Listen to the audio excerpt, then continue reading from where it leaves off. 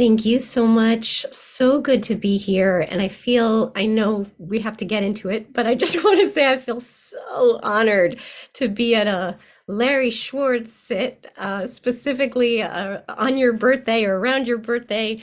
Larry is such a treasure. Just these words are so beautiful. And I think anybody who's ever met him has benefited from who he is and his teachings and all he gives. And so happy birthday. And I feel extra, extra special to be here for this sit. Um, okay. This is a moment in sorry, one last thing, because I don't know if I'll get to it at the end. I want to just make a quick note that if you're interested in a way to practice together more deeply after this sit, I'm starting a cohort of a program I created called Choose Joy, and it's particularly relevant for these times. It's about finding joy when it is very difficult to do so. I'm going to talk about that now, but I just wanted to mention it, and maybe Jordan, you can put the link into the chat in case anybody wanted to connect after this sit. Okay, now we're in. So the Torah portion for this week's sit, this week's Parsha, is Vayikra. And we're moving into a different book, not just Torah portion, but an entirely different book of the Torah.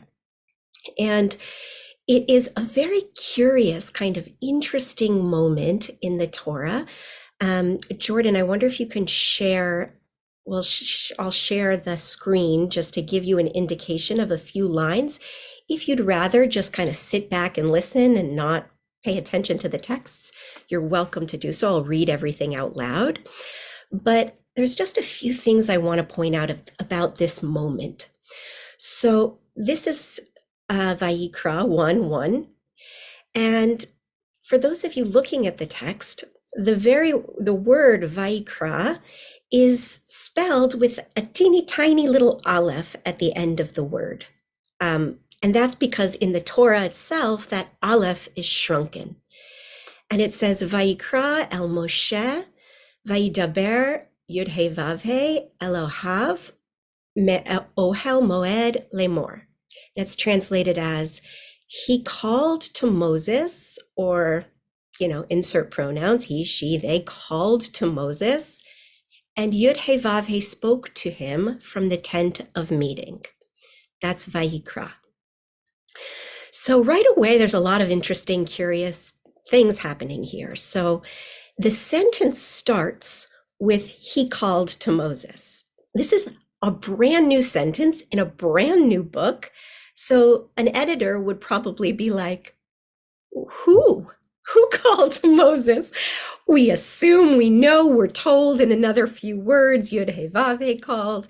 But the sentence starting just, he called, sets us off in a strange direction. There's a calling from almost like the middle of the sentence, like there is the Yud He Vav He comes later in the sentence. And so we're kind of entering into a conversation, a calling. God is calling from inside the tent of meeting to Moses, implying Moses is on the outside. So there's this arrangement where God is calling to Moses, and then we have this strange little aleph. What is that about? So the commentators say that aleph might be shrunken because when Moses was somehow involved in writing the Torah, then he specifically maybe shrunk it to show, like, to not put the big emphasis on him. Or it could be sort of like a shrunken, the idea of like it's a shrunken ego, like he doesn't have a lot of ego. We'll get back to that, but it's an interesting thing to note. So there's this call, and the call itself is interesting because it's automatically kind of implying, come here, it's very intimate. It's a beautiful kind of reaching out in intimacy. And Rashi, the commentator, catches hold of this, and he says in the comment on this section, if you can scroll down into the English, Jordan, thank you. And he called unto Moses. So Rashi says, all oral communications of God to Moses, no matter how they're introduced, so these are different ways that God commands or speaks or says to Moses, all of them, Rashi says, are preceded by a call. Why? Because it's a way of expressing affection. And he uses as the kind of proof text of this line from Isaiah. And one called unto another. These are the angels that are calling unto one another. Holy, holy, holy is the Lord of hosts.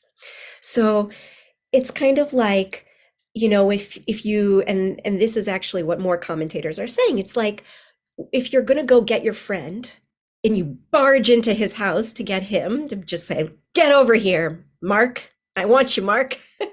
it's a little aggressive, or it's not respectful, and it's not as affectionate, as kind, as loving as if you knock on the door and you say, Mark, are you home? Moses, are you there? And similarly, like these angels calling to one another is this a spirit of affection, that's the spirit that God is calling to Moses. There was this post that I saw a while ago that made me laugh because, if you think about like calling your children or calling your friends in this kind of affectionate way, and the post said something like, not to brag, but I called to my kid and they came on the 11th time I called them or something like that, which very resonates for me as the mother of small children, that like when we call to them, it's like we're trying to get their attention. We're trying to bring them closer, to have them hear us. And the implication of that, the implication of this moment in the Torah is that there is separation, because you can't call to someone if you're already together. So Vayikra starts from a moment of separation where God and Moses are not together. They're separate, and God is beckoning, calling Moses in. This is underscored. I'm just going to point to it for a second. Jordan, if you can go down a little bit.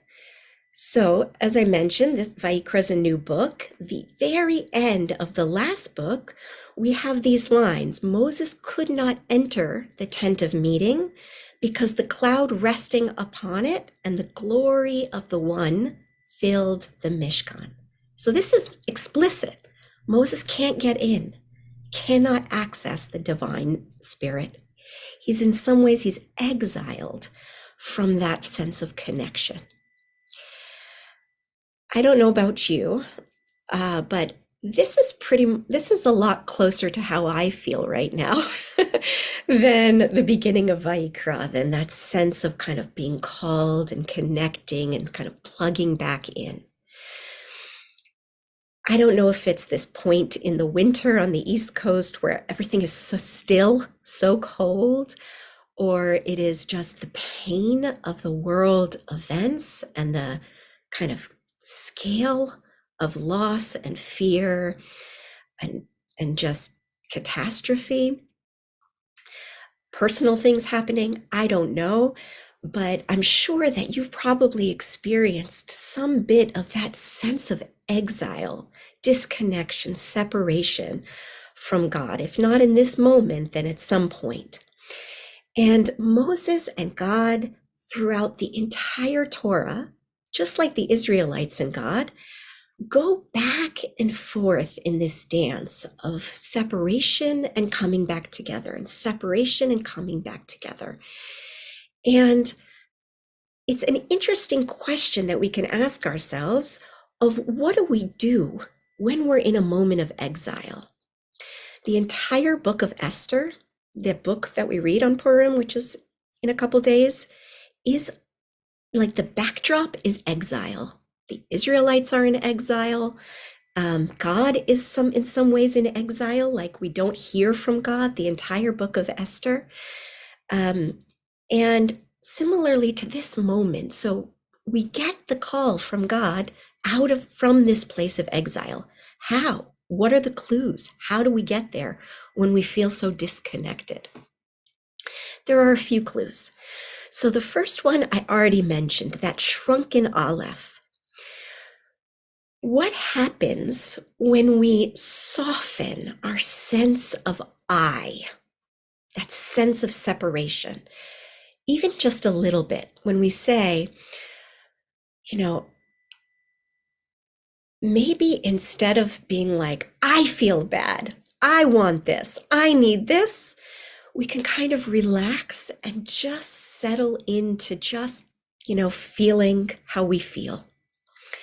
And, relaxing that sense of needing to get or be or do something different than how we are and how we feel right now. So that seeing what would happen if we relax that sense of I. Every time I say it, my shoulders relax, softening that voice inside that's constantly needing to get something or be something or do something. Maybe that is the beginning of the call of Vayikra. The second way I want to suggest comes from the Rashi idea of affection, that call coming from that place of affection and love, being like, knock, knock, knock.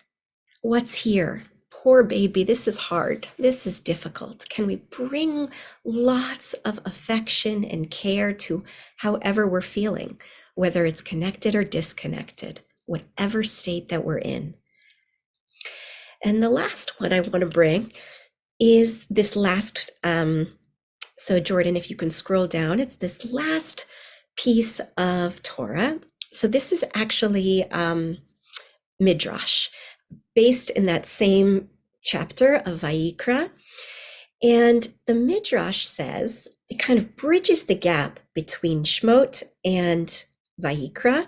So Moses is outside the tent of meeting, and this kind of explains a little bit about how he goes from being outside to inside. So Moses' soul was despondent, it says, and he said, Moses says, everyone brought his gift offering for the tabernacle, but I did not bring. So that's why he's despondent. In other words, he's blaming himself for the sense of alienation from God. Everyone else brought a gift. I didn't bring anything. There's something wrong with me. And don't we do this so often? Think that our sense of feeling bad, of feeling depressed, feeling separate, there must be something wrong with me that I feel this way. And God's response is, the Holy One, blessed be he, said to him, as you live, your speech is dearer to me than all of it. As from all of them, the text says, the divine speech called only to Moses. He called to Moses. So this kind of broke my heart when I read it in a good way, because in this text, God is saying, it's not just that I love you, Moses. God is saying, your speech is the gift that I need, like just your speech. And anyone who knows Moses knows that his speech was the thing he was the most ashamed of. He said he couldn't be a prophet because he was bad with his speech. And so Moses does it. So this is saying, God, it comes for you. Your calling is in the place that you think is the worst thing about yourself, your neediness, your anxiety, your depression. If only I could get rid of this thing, I could be who I'm supposed to be. And this is God saying, no, that's my gift. That's the offering. That's our place of connection. So I'd like us to now move into the meditation. We're going to kind of very gently practice all these three different offerings, these three different ways to connect, to see if we can hear the call to connect, to find God, to find our joy just from where we are. So I want to invite you to close your eyes if that feels comfortable for you, or to keep them softly open in front of you, to relax your shoulders, to soften into your seat, to soften your jaw. Find a comfortable seat.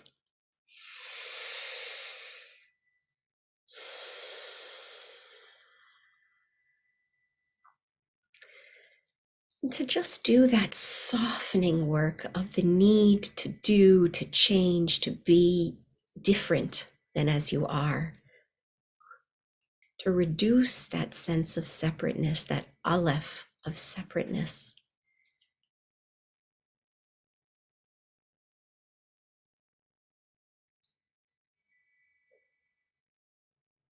To settle into your breath, just as you are in this moment.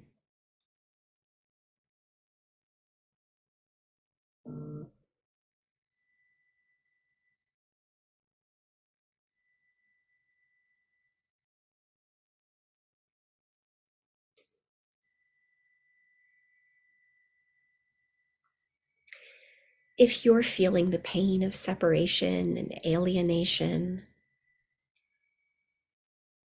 can you just bring yourself some compassion, some care? You can put a hand on your heart, a hand on your cheek.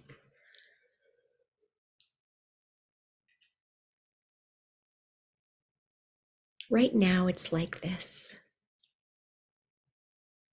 It doesn't mean it always will be so.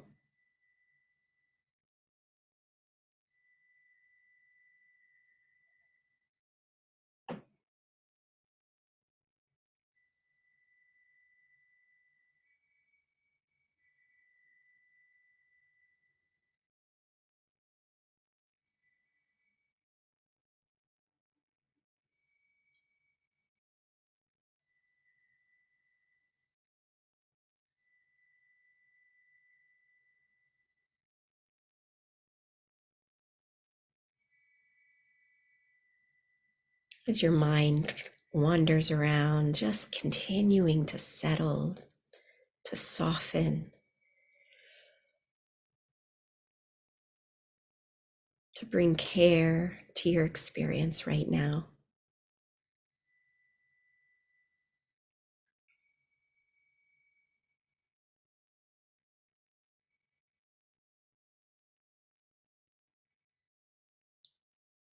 You can imagine the divine saying to you, it's not your fault. It's not your fault.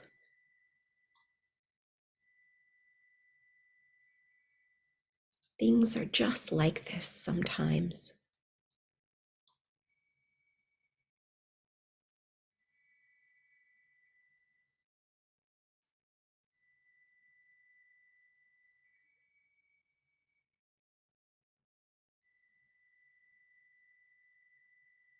Just your presence, just you are the gift.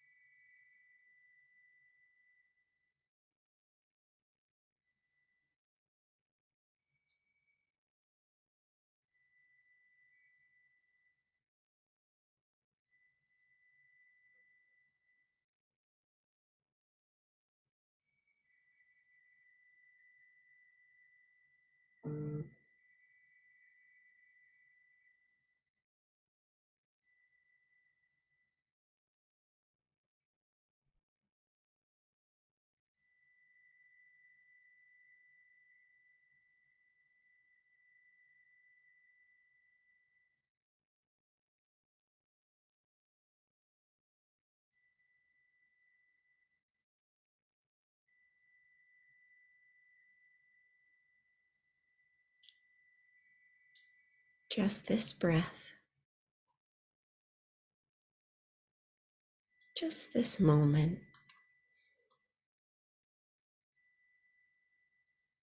Dropping into the feeling of your body,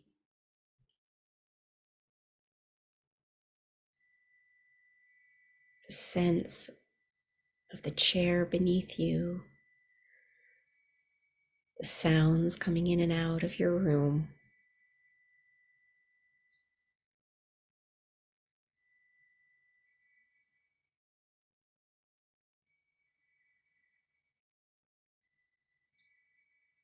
Just as you are.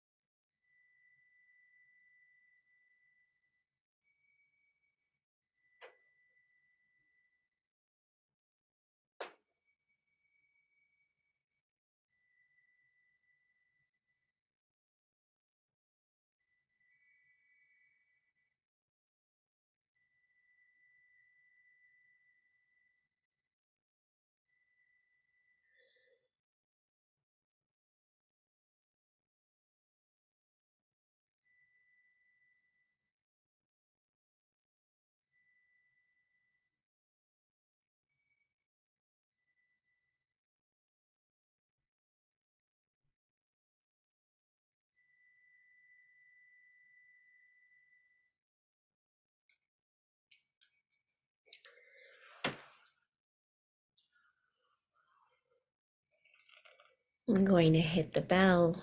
When I do, it's a moment to just listen.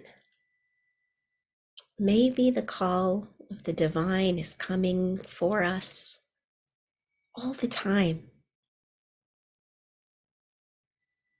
Maybe it's coming to calling us forth with affection, with love, right in this moment.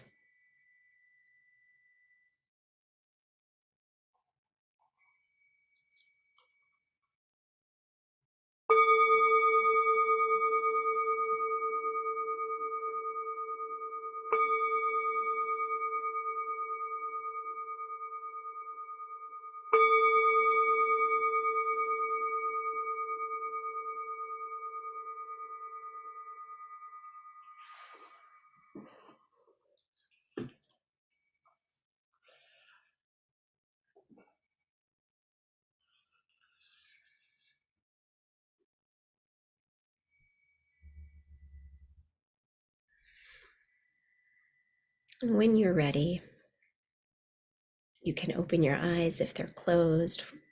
Bring your attention back to our space together.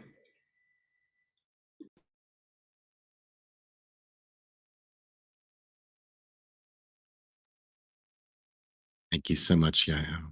It's beautiful practice, so perfect for us for settling into Shabbat, to attend to that affectionate voice inviting us to connect, to feel at home. And we seal the practice as we do each day by allowing space here for those of you who are in mourning, observing a yard site, or if it's your custom to join in the mourner's Kaddish, to do so. If you're not reciting Kaddish, to stay with your practice, to offer your affection, your compassion, your support, and presence for those who are. You can put the name or names of those you're remembering, honoring in the chat now or after you recite Kaddish. And I will share the words of the Kaddish on the screen. If you are joining in the Kaddish, I invite you to rise in body or in spirit, and you can unmute at this time. Yikadal v'yikadash shemei rabba. Amad yirach yirutei v'yamlich malchutei. V'chayechon v'yamecha. V'chayeh b'kol b'chut Yisrael. V'agala b'zman kariv v'imru. Amen. Amen. Yehi shmei rabba barach. Am Dola yemei amaya. Omaya Omaya Yitbarach v'yishtabach v'yitpahar v'yitramam v'yitnaseh. Hadar v'yitalel Kalevi v'yitkal shmei Shemedi tikushba b'richut. Ela Ilamiko mikol birchata v'shirata ushbachata v'nechamata ba'amiran ba'alma v'imru. Amen. Amen. Yehi shlama rabba Rama mishmaya. Mishamaya. Hayim aleinu Kodesh Israel v'imru. Yimru Amen. Amen. Oseh shalom Shalom v'mirmav. Shimrabav Uyaseh So yeah, shalom. Suyase say shalom. Aleinu Aleinu Aleinu v'al kol V'Yako Yisrael El Israel. v'al kol yoshvei Amen. tevel Yimru v'imru. Amen. Amen. Amen. How are you, Kande? Oh, there's well, people may have noticed that Jordan Pollock had to leave us to attend to another IJS Zoom. So I'm handling the Zoom now, which a little bit of a rough landing there. In any case, thank you so much, Yael, for this beautiful teaching today. And of course, thanks to Marvin and Dorian for sponsoring our collective practice today to honor Larry Schwartz's big birthday, 70th birthday. Yom Huledet Sameach, Larry. Many more years in good health, lots of joy, lots of blessings to you, and lots of gratitude for all you've done for all of us. And as always, you're welcome to stay on for conversation about this beautiful teaching today by Yael Shy and to reflect on the practice. If you'd like, you could just use this time to continue to sit with this community of practice. If you're leaving us now, just want to put in the chat. We have a wonderful lineup of teachers for next week. We'll be here all next week, starting on Monday. Sunday night is the full moon of Adar Bet, second month of Adar, and Jenna Zadaka of At the Well will lead us in practice as she's doing now on the full moon. Tuesday, Rabbi Dorothy Richmond will lead us. Wednesday, Dr. David Gottlieb from Spertus Institute in Chicago will lead us. Thursday, Rabbi Mira Neshama Weil, and next Friday, a week from today, Rabbi Brian Yosef Schachterbrook. So a beautiful week of practice ahead of us. If you're leaving us now, I want to wish you a restorative and sweet Shabbat. May you take some of this beautiful practice into your Shabbat with you, and we'll hope to see you next week. May you stay safe and well, and also wish you a Chag Purim Sameach. If you're staying on, if you have a question you'd like to put to Yael, I will keep I will keep an eye out, and with your understanding, I'll do my best to manage all of this at the same time. And I used to do this all the time. Why does it feel so hard now? Yeah, thank you so much. A lot to talk about, a lot to reflect on. I want to share with you one of the things that came up. I just loved the framing of this practice as about alienation, distance, and intimacy. Two things. One is you invite us to think about like what is the sound of that voice of affection, or at least that's what I heard. And first thought I had in relation to that was our teacher Sylvia Borstein's invitation or encouragement for us to hear that voice of sweetheart, calling ourselves sweetheart. I was also thinking about when you're talking about calling your kids, all the different gradations and intonations that that call can consist of. Might start with sweetheart, but it doesn't necessarily end with sweetheart. And as a counter to what we expect to hear from that inner voice, right? Which I think safe to say for most of us is harsh, not that sweetheart, affectionate voice, whatever reason.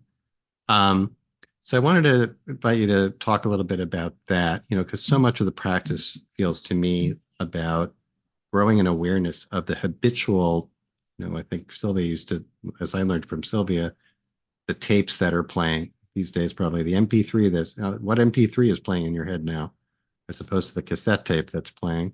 But what's the message that is, going round and round in our head that we're really kind of unlearning through this practice and replacing it with, oh, what's the real voice underneath that voice, and that's the sweetheart voice. Why don't we start there about the role of the voice of affection, training ourselves to hear the voice of affection.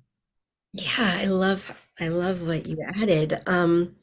I think that's why I was just like kind of blown away by the midrash because Mm, you hear Moses's one in there where he's just like, everybody else is better than me. And that mm, like kind of heartbreak. mhm, And I think it's just so human that not only like I'm so bad, which is that those tapes, that voice inside, but also and everybody else is so good, like that comparing mind that we tend to do. Everybody else is feeling connected or feeling blessed or feeling happy. Like, what's wrong with me that I'm not? mhm, Um, and I think it's right. Like so much of our practice is like becoming aware of it mhm, and like really being like, do I really believe that? Is that really true? Could there be a different story? Could like this voice that tells me I'm so bad, particularly for these specific features about myself, like could that actually be such, my place of belovedness? I just love that idea because it's like I have to kind of retrain myself over and over again of what if that were true? mhm. Um, what if that were true? I think that's a very helpful way of thinking about it, to use imagination. By the way, okay, are people not able to chat to the whole group? Doesn't Now they can. Now they can. I think I reset it. So I think okay. everyone can chat to the whole group now. I'm sorry about that. Thanks for bearing with me here. Um, so the other thing, another way of kind of framing Jewish mindfulness meditation practice, I think for me is in traditional Jewish, in terms of Jewish traditional practice, is the word dveikut, cleaving, which is really, I think, maybe the Hebrew word that represents the intimacy you're talking about, being Yeah, intimate. Sometimes in instruction, people will say being flush with our experience, right? Like know where to reduce that space, that distance, the alienation you're describing about. But yeah, right there, really connected. The point contact is made.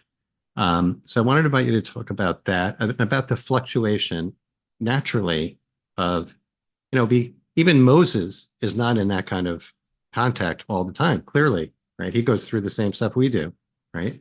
So what about the ebb and flow, the contraction expansion of that space as learning to accept that or to, just sort of be with that as well. yeah. I didn't have time in the actual sit, but this is what I actually wanted to do. I'm glad you're asking about that.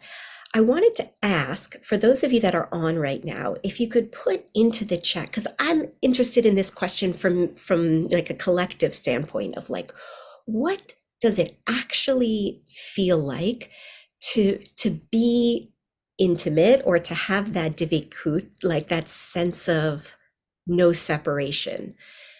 If the word of with God sounds like that works for you, beautiful. But if not, perhaps you can kind of like get at it some other way, like the sense of being like plugged into the world or like vibrant, alive, filled with joy. What does that actually feel like? I wonder if people could put into the chat, like, what's your answer to that? It's an invitation.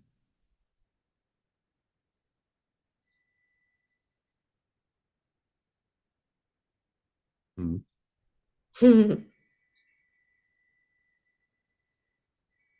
These are beautiful. great. Acceptance, well-being, a sense of well-being, heart cracked open, pores open, nourishing, energizing, fully present, expansion, safety, connected, really beautiful.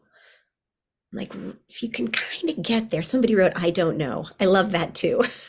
Mhm. Sometimes it's hard to access it, to remember breath, breathe.